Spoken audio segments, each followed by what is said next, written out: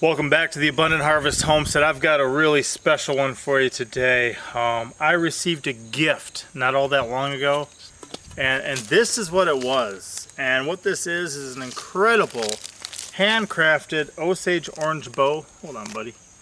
Don't mess that fletching up, okay? We just hang on to that, and don't play with the feathers. Don't play with the feathers. Okay, my guy? I have a little helper.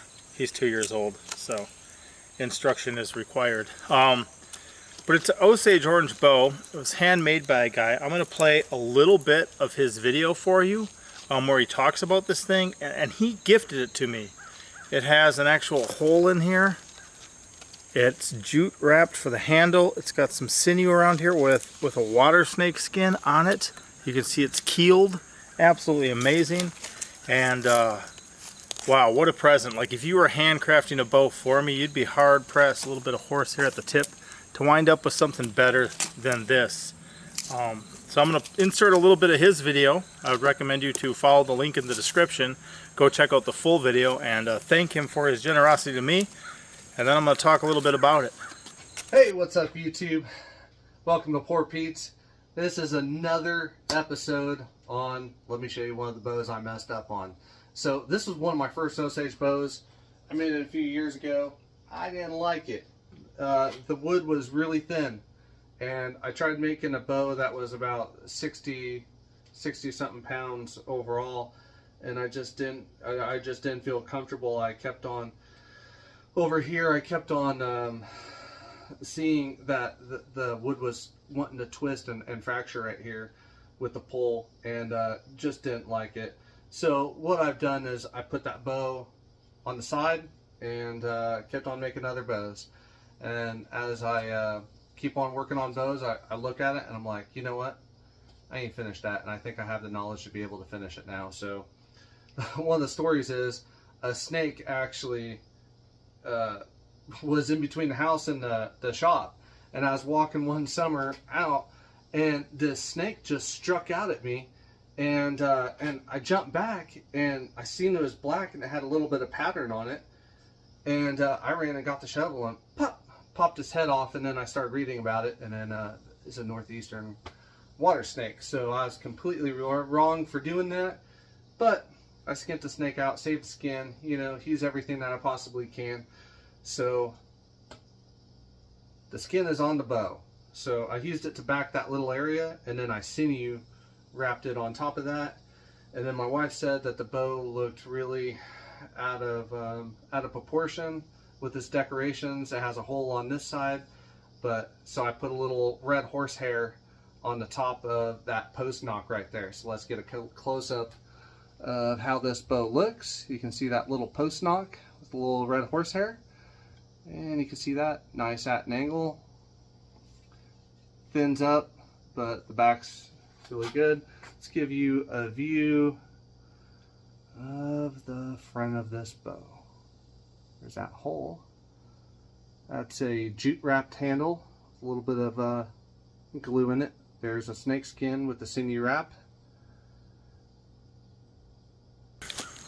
So yeah, poor Pete. Wow, what a guy, what a generosity. And I would say as well too, pretty cool that he would put out such a video, because part of the point of it is when he started working on this years ago, he didn't have the skill necessary to really successfully complete it. So rather than scrapping the whole thing, he just put it on hold for a couple years, came back when he had more skill, and then was able to complete it and make a really nice bow out of it. I'm gonna grab one of those, okay, buddy?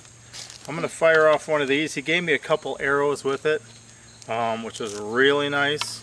And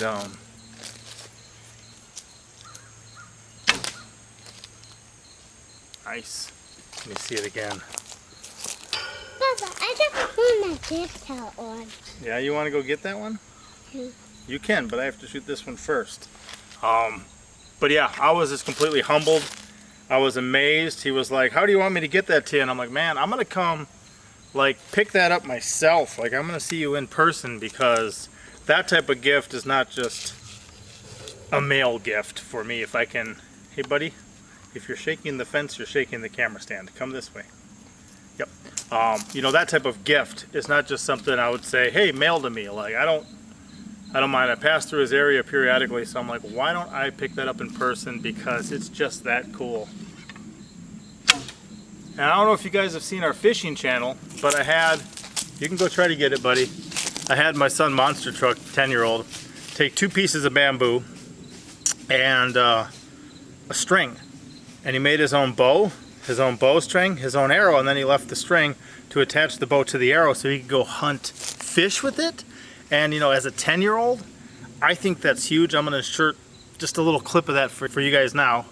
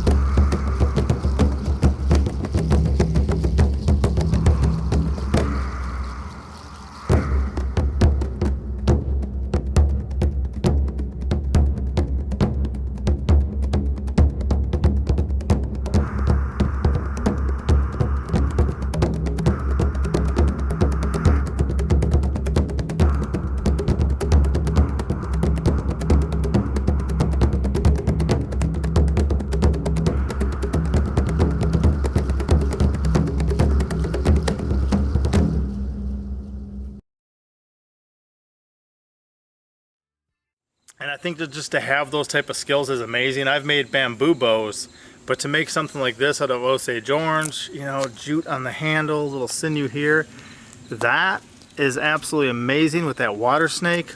Like, I want to get into this stuff eventually, and a gift like this is so inspirational, especially with the whole deal of where he started it, didn't really feel he had the skills to finish it properly, and then just put it on the shelf for some years and came back and made an absolutely incredible bow. So poor Pete, I thank you much.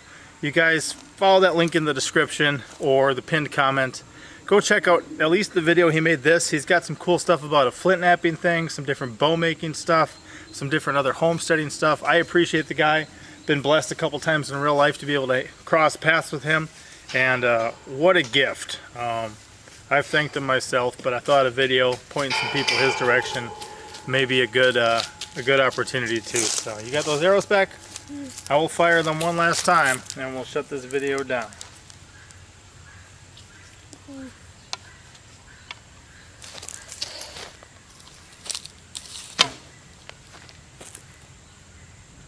Not bad.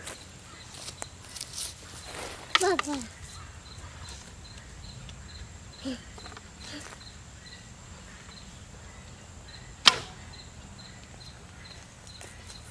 We'll see you next time. Papa out.